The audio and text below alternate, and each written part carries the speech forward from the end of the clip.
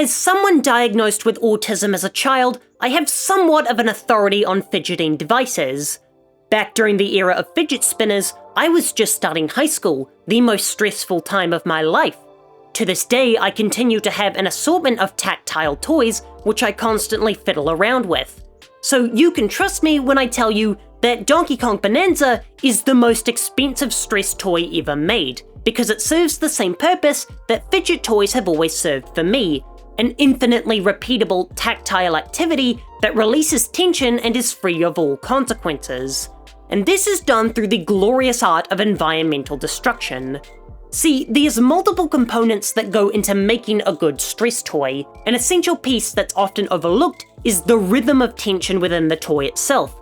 See, stress balls have never worked for me, as the squeezing of the ball never achieved that hypnotic quality that was essential to fidget spinners or other stress relievers. As there's no consistency within the squeeze, it could bend a number of different ways, and that randomness was something that offset the supposed soothingness it offered.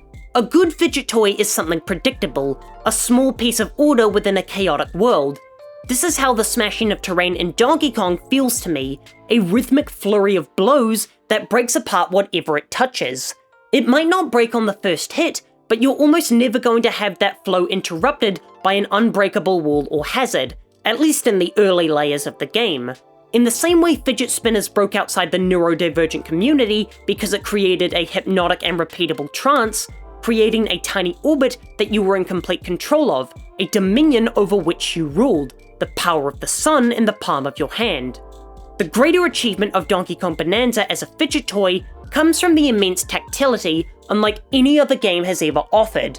To go back to the failure of stress balls, there's often no texture or satisfying sound associated with the squeezing. If anything, it makes that unpleasant squeaking sound that sounds like a balloon, and anyone that finds that high-pitch abomination relaxing should be put in a mental hospital. The best stress toys I've ever had all had light clicks or snaps that were products of your fiddling. Audio is an absolutely essential component in stress toys. Again, the whizzing of fidget spinners creating a lullaby that was a large reason for their cultural breakthrough.